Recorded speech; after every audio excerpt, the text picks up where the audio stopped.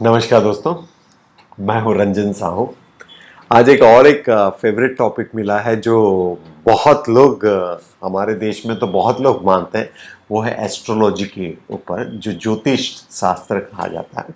और वो भी जानते हैं, मैं भी जानता हूं और बाकी सब लोग जानते हैं कि वो इतना कारगर नहीं है। फिर भी हम आकर्षित होते हैं, फिर भी हम उसकी तरफ अट्रैक्ट होते हैं।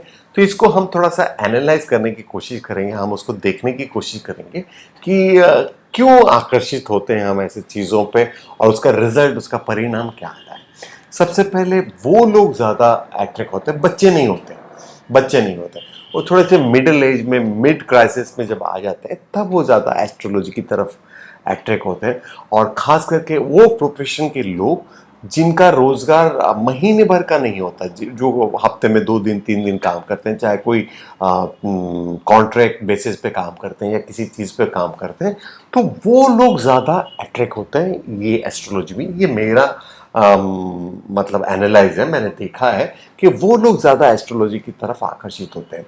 और बचपन की जो ज़रूरतें होती हैं वो थोड़ी सी होती है, और यहाँ पर जो जैसे ही हम मिडिल एज में आती हैं, हमारी ज़रूरतें इतनी हो जाती हैं और हम सोचते हैं कि हम ये सहारा लेकर, एस्ट्रोलॉजी का सहारा लेकर हम इतना कमा लेंगे एक बार में, जो कि पॉसिबल नहीं है। वही बूंद बूंद से ही सागर बनता है, वही सदियों से चलता जा रहा है और वही सदियों तक होता रहेगा कि बूंद बूंद से ही मतलब सागर बनेगा। एक एक सीढ़ी चढ़कर ही पहाड़ की चोटी पर जाना पड़ेगा। तो सबसे पहले हम देखते हैं कि ये क्यों कहा जाता है ये वेदांग है, और ज्योतिष जो है वो वेदा का हिस्सा है, और वेदांग कहते हैं उसको। तो फिर एक बात बताइए, वेदांग कहते हैं तो आपने कभी उसको एनालाइज किया है? आपने कभी जाके उसको रिसर्च किया है, देखा है कि ज्योतिष का मतलब एस्ट्रोनॉमी होता है, ना कि एस्ट्रोलॉजी होता है। आप देखना कि हमारे वेस्टर्न वर्ल्ड में और हमारे हिंदुस्तान में हमने जितना भी एस्ट्रोनॉमिकल प्रेडिक्शन किए हैं, एस्ट्रोनॉमिकल कि कौन सा ग्रह कहाँ पे क्या है, वो हमेशा एक्यूरेट रहे हैं। चाहे वो दूरी हो हनुमान, भगवान हनुमान का सूर्य तक की दूरी, वो हमने एस्ट्रोनॉमिकली परफेक्ट किया। या जो दुनिया गोल है, भूगोल, वो हमने पहले से हमें पता था शास्त्रों के आधार पर। लेकिन एस्ट्रोलॉजी जो है, हम आज भी क्यों नॉस्ट्राडामस का प्रेडिक्शन को देखते हैं? क्योंकि एस्ट्रोलॉजी ग्रीक से आया हुआ है। ठीक है, यहां पर आकर बहुत सारे क्या बोलते हैं, मिक्स एंड मर्ज हो गया। और आप देखोगे कि जैसे वेदांता का, जैसे अद्वैत वेदांता हो गया, वशिष्ठ अद्वैत हो गया, या द्वैत हो गया, उनका एक गुरु शिष्य परंपरा है। लेकिन एस्ट्रोलॉजी का कोई गुरु शिष्य परंपरा नहीं। कहाँ से शुरू हुआ, क्या हुआ, पता नहीं। कल आप भी शुरू कर सकते हो, मैं भी शुरू कर सकता हूँ। किताबें पढ़ के कोई प्रेडिक्शन करता है, कोई किसी तरह से करता है, और कभी कभी मतलब वो अंधेरे में तीर लग जाता है। और जैसे ही अंधेरे में तीर लग गया, उस प्रिडिक्शन को लोग बहुत चढ़ा बढ़ा के बताएंगे। आज का डेट ही है, आज 25 फरवरी है। आज अगर आप ट्विटर में एक मेम देखोगे, तो किसी ने प्रेडिक्ट किया था, किसी ज्योतिष ने, कि यूक्रेन और रशिया के बीच में वॉर नहीं होगा। और आज उसके ऊपर सबसे ज्यादा मेम्स बन रहे हैं, क्योंकि प्रिडिक्शंस कभी सच होते नहीं है। और कोई, मैं अगर आपके बारे में प्रेडिक्ट करूं तो कैसे हो सकता है?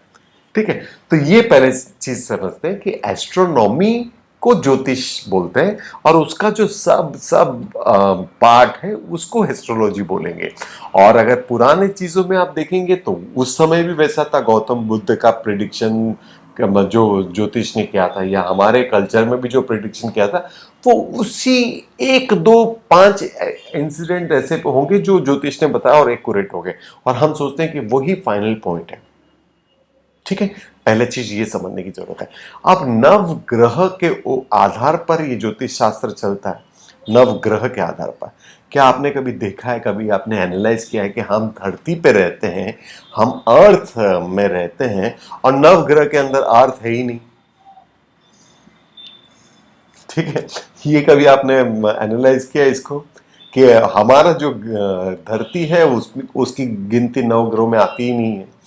और साथ ही साथ जो चंद्रमा है वो उपग्रह है, और राहु और केतु ग्रह है ही नहीं, वो तो शेडो है। तो बच्चे 4-5। ठीक है। और अगर आप पुराने मंदिरों को देखेंगे 5वीं शताब्दी के या 6ठी शताब्दी के, तो वहां पे जैसे ये नवग्रह है, तो किसी किसी मंदिर में अष्टग्रह होते थे, सप्तग्रह होते थे। आप कभी देखना, इसको गूगल में देखना, उस मंदिरों में शायद आप गए भी होंगे, लेकिन आपने कभी उसको पे ध्यान नहीं दिया होगा। आप धीरे धीरे करके वो नवग्रह आ गए। ठीक है।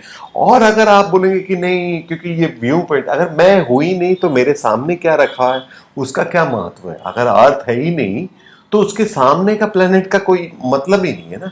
चलिए ठीक है, हम वो बोलेंगे किसी व्यू पॉइंट से अगर वो बोल भी देते हैं, तो अर्थ तो स्टेशनरी नहीं है, वो अपने रोटेशन भी कर रहा है और रिवॉल्यूशन भी कर रहा है सन के चीज पे। सन स्टेशनरी है, आप समझ रहे? तो इतना ये घूमने वाली चीज है और खुद परिक्रमा कर रहा है सूरज की, तो कैसा प्रिडिक्शन आ सकता है, कैसा एक्यूरेट आ सकता है? अगर ये एस्ट्रोलॉजी काम करता है तो फिर भगवत गीता गलत साबित हो जाती है। फिर कर्मों का खेल का क्या है फिर सिद्धांत, है ना? तो आपको इसको समझना पड़ेगा, इसको थोड़ा सा एनालाइज करना पड़ेगा। और मैंने ऐसे ऐसे मतलब नमूने देखे जो हंसी आती है कि अपना राशि फल पढ़ेंगे सन साइन के हिसाब से, अगर वो मैच नहीं किया तो मून साइन भी देख लेंगे। हाँ, मून साइन परफेक्ट बैठ रहा है, मतलब किसी तरह से वो अपने आप को खुश रखना चाहते हैं कि आज एस्ट्रोलॉजी में मेरे अच्छे दिन जाएंगे, अच्छा शुभ दिन होगा। ठीक है ना? तो वो उस तरीके से। और अगर आप देखोगे जो पेपर की क्वालिटी होती है, वो एक 8-10 रुपए की पेपर होती है, एक 25 रुपए की होती है, एक 150 रुपए की मैगजीन्स होती है, या फ्लाइट में जो मैगजीन्स मिलती है वो अलग होती है। तो सबके राशिफल में डिफरेंसेस आएगा। मतलब 8-10 रुपए वाला लोकल ट्रेवल का बताएगा, 20-25 रुपए वाला इंटर स्टेट का बताएगा, और जो इंटरनेशनल है वो फॉरेन टूर का बताएगा। और मैंने कई बार पढ़ा है, कोरोना काल में जब फ्लाइट वगैरह सब बंद थे, तो वहां पर लिखा है कि फॉरेन जाने का योग है। पता नहीं कैसे जाते थे लोग। ठीक है। तो आपको एस्ट्रोलॉजी पे खास करके थोड़ा सा ध्यान देना पड़ेगा, और आपको ये देखना पड़ेगा। आप खाली ये एनालाइज कीजिए, अगर मेरे पास ये शक्ति है कि मैं किसी का भविष्य जान सकता हूँ, मैं उसको वो रास्ता दिखा सकता हूँ, यानी कि मेरे पास ये चाबी है, ये तिजोरी की चाबी है, तो मैं अपनी तिजोरी क्यों ना खोलूं? पहले पहले मैं अपने पे प्रयोग क्यों ना करूं? ये जैसे ही देखना शुरू करेंगे ना, आप जो चीज सिखा रहा है, अगर मैं माइंड वर्कशॉप कर रहा हूं, मैं बॉडी वर्कशॉप कर रहा हूं, मैं खुद मोटा हूं, तो मुझे कौन सुनेगा? या मैं माइंड वर्कशॉप कर रहा हूं और सड़क पे किनारे आप देख रहे हो कि मैं झगड़ा कर रहा हूं, तो फिर मुझसे माइंड वर्कशॉप कौन अटेंड करेगा? आपको ये समझना जरूरी है कि जो सिखा रहा है, क्या वो खुद इंप्लीमेंट कर रहा है अपने लाइफ में? स्टोन्स के चक्कर में अगर वो कर रहा है, तो जिस जगह पे स्टोन्स मिलते हैं, जैसे अफ्रीका में है, बहुत सारे छोटी छोटी जगह पे हैं, तो वो स्टोन से उनको ये नहीं होते, कलर स्टोन के हिसाब से पेन जरूर सकते हैं। ठीक है ना? लेकिन इसके ऊपर इतना डिपेंडेंट होना, अच्छा, ये धीरे धीरे फिर एडिक्शन हो जाता है। क्या हो जाता है कि एक बार कहीं तीर, अंधेरे में तीर लग गया, तो निशाने पे बैठ गया, तो आपको क्या होगा कि हर चीज में आपको लगेगा कि नहीं, मैं एस्ट्रोलॉजिस्ट से पूछ लूं। अब एक सिंपल सा चीज है, हर घर में ये तो प्रॉब्लम हुई होगी ना कि राशि ग्रह नक्षत्र देख के दोनों ने शादी की होगी। तो आपको क्या लगता है, डिवोर्स केसेस नहीं हो रहा है? तो वहीं पता चल जाता है कि कितने सारे एस्ट्रोलॉजिकल जो प्रिडिक्शंस होते हैं गलत होते हैं। और आप क्या कर्म कर रहे हो, आप कैसे कर्म कर रहे हो, उससे बेहतर और कौन जान सकता है? अगर पूरे एक कम्युनिटी का एस्ट्रोलॉजी करना है या भविष्य बताना है, तो वो जो होते हैं वो स्पेशलिस्ट होते हैं, वो एस्ट्रोलॉजिस्ट नहीं होते हैं। जैसे कि सोच लीजिए कि आरबीआई के गवर्नर हैं या इकोनॉमिस्ट हैं, वो जो प्रिडिक्शन करते हैं कि भैया कि ऐसा इकोनॉमी डाउन होगा या अप होगा, वो एक्यूरेट होता है। या डब्ल्यूएचओ के डॉक्टर्स हैं जो प्रिडिक्शन करते हैं, वो एक्यूरेट होता है।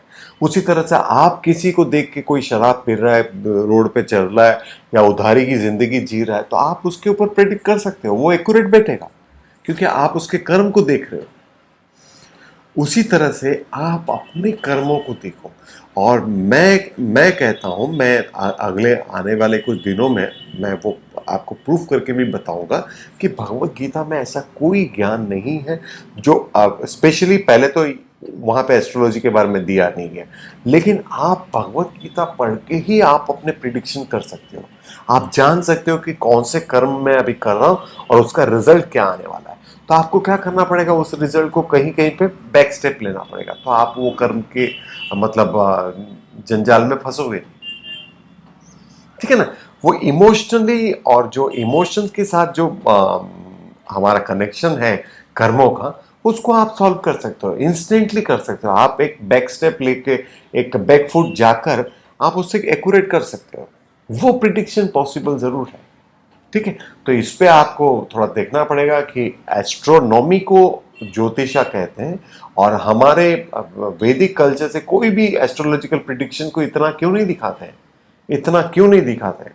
हाँ, कुछ पुराणों में भौतिक जगत के बारे में, जैसे मैंने कहा कि इकोनॉमिक्स को पता है कि कैसे होना है, तो हमको पता है कि आज अगर हम रशिया यूक्रेन में वॉर हो रहा है तो आगे क्या होगा, ये हम कम्युनिटी के बारे में जरूर जान सकते हैं, ठीक है ना। कम्युनिटी है, तो सबसे पहले जो ज्योतिषा है आप इसको रिसर्च करना, एनालाइज करना कि वो एस्ट्रोनॉमी है। और हमारे इतने सारे ऋषि मुनि जो हुए हैं, उन्होंने कोई प्रिडिक्शन को हम ऐसा प्रिडिक्शन नहीं किया है कि हम छाती फुला के बोल सकते हैं, क्योंकि वो एस्ट्रोनॉमिकल प्रिडिक्शन, हर प्रिडिक्शन परफेक्ट आया है, लेकिन एस्ट्रोलॉजिकल नहीं किया है। और वो आज भी हम नॉस्ट्रेडेमस के एस्ट्रोलॉजी पे विश्वास करते हैं, पहली चीज। और वो देखना पड़ेगा नवग्रह में अर्थ नहीं है, अगर अर्थ है भी, अर्थ तो नहीं है, लेकिन अगर किसी तरह से किसी ने बोल दिया कि अर्थ को ऐसे देखते हैं वैसे देखते हैं, तो भैया अर्थ तो स्टेशनरी है नहीं, वो रोटेशन भी कर रहा है, रिवॉल्यूशन भी कर रहा है, तो एक्यूरेट कैसे बैठ सकता है। और आप हर घर में देखिए कि एस्ट्रोलॉजी के हिसाब से ही जोड़ी बनाई जाती है, फिर क्यों ऐसा होता है। तो इसको समझिए। और मेरा मेन उद्देश्य, मेरा मेन इंटेंशन यही है ऐसे वीडियोस को लेके बनाने का, कि आप सिर्फ परमपिता परमेश्वर पे विश्वास कीजिए, अपने कर्मों पे विश्वास कीजिए, उसके चरणों में रहिए, वो सबको कंट्रोल करने वाला है। अगर आप बड़े बॉस को जानते हो, तो फिर ये छोटे छोटे ग्रह नक्षत्र क्या बिगाड़ लेंगे आपका। तो भक्ति को आप प्रमुख बनाएं, आप ज्ञान को प्रमुख बनाएं, आप भगवान की आराधना करें, भगवान को सरेंडर करें, अपने अच्छे कर्मों को करें, और देखिए कि कैसा आपकी लाइफ सुखमय बीतती है और आप हर तरह की सीढ़ी चढ़ते जाते हैं। भगवान से मेरी यही प्रार्थना है कि आपका सेहत अच्छा रहे, आपका मनोबल बढ़े, आपका कारोबार अच्छा चले। नमस्कार।